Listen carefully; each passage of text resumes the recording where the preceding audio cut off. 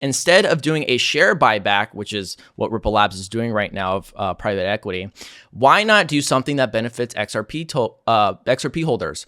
Burn the escrow. Oh, wait, can't do that. That might actually make XRP worth more than $1.38. Okay, so that was the tweet. And then David responded here. He responded thinking, let's just say what he ended up doing here. He responded with talking about what the burn did for XLM. So he brings up XLM. Somewhere on this chart, XLM burned about half of its supply. Can you find where? And of course, when you're looking at the chart, there's not a direct point. You can point on the chart where you saw the burn, and then you would expect token appreciation. What David's talking about here was SDF, the Stellar Development Foundation. They burned 55 billion XLM tokens out of the existing supply. And you can look back to the Brienen conference of that year. One of the spokespeople talked about how they couldn't find anywhere to put those XLM. And what that means, what that means further is like they couldn't find anyone to buy those tokens. They didn't have nothing to do with them, so they ended up just burning them.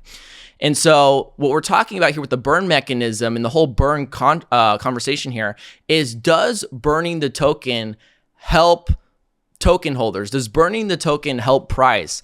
And I think what David here is obviously saying is that no, burning tokens doesn't help token holders, or it doesn't help price appreciation for that matter. But I think what XRP launched here was kind of implicitly saying is like, oh, burning the tokens is going to make it, like, what I would think is he would say, oh, it might make XRP worth $100. But what he's saying is the current market price when he tweeted this.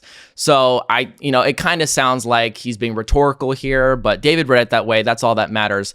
The big conversation here is happening and occurring with Spade's tweet responding to David here, talking about, he just argued that burning coins does nothing for the price of an asset. Therefore, RLUSD, real world assets, and bridging with XRP provides no real price benefit to XRP, since the only direct impact they have is the burning of XRP. Okay.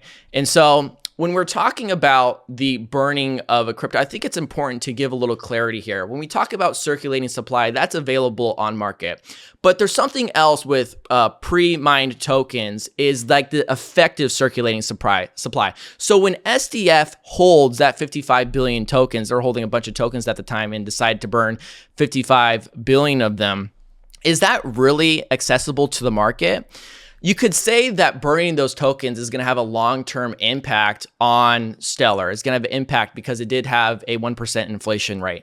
That is being priced into the token, and we did see quick price appreciation, but then we saw the XLM token follow suit with the rest of altcoins and with XRP, which is what David Schwartz pointed out. The point here is that, is burning tokens held by the foundation really helping the price appreciation? Obviously, no. Those tokens were like paper XLM. Those are coins that never really entered into the market. And so to burn these tokens, these pre-mined tokens, is of course not going to have an impact on price. Now, this does, in the bigger conversation when we're talking about, oh, those tokens could come onto market one day, of course, but what we saw in price appreciation, the impact of XLM is that no, that doesn't really have an impact. So when we talk about burning a token, we're talking about burn mechanisms in public networks. What we're talking about is a very organic way to take supply off market over time. And the critique that many, and I do have, that I said last week, there is a weak burn mechanism, is just the way that XRP is set up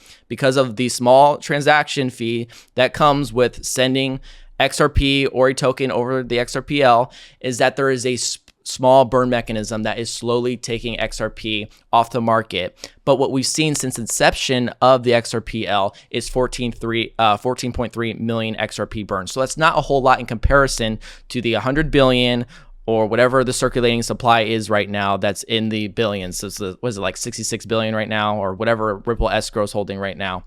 But it's not having a true impact on the large quantity of XRP that is available in the circulating supply. And so that's the argument here. David comes back here, no benefit from their direct impact, but I think those things can sometimes have massive indirect impacts. And so, Matt, I talked about this with you before the show. This is the argumentation I obviously don't like. When we're talking about tokenization of real-world assets, I talked about the burn mechanism on Ethereum, and when we talk about those assets coming onto their network, the ratio of the burn to transaction size makes more sense, right? If I'm sending like $10 million over the XRPL and I'm having a small 0.001 fee on the XRPL, that's not helping the burn of taking XRP off market.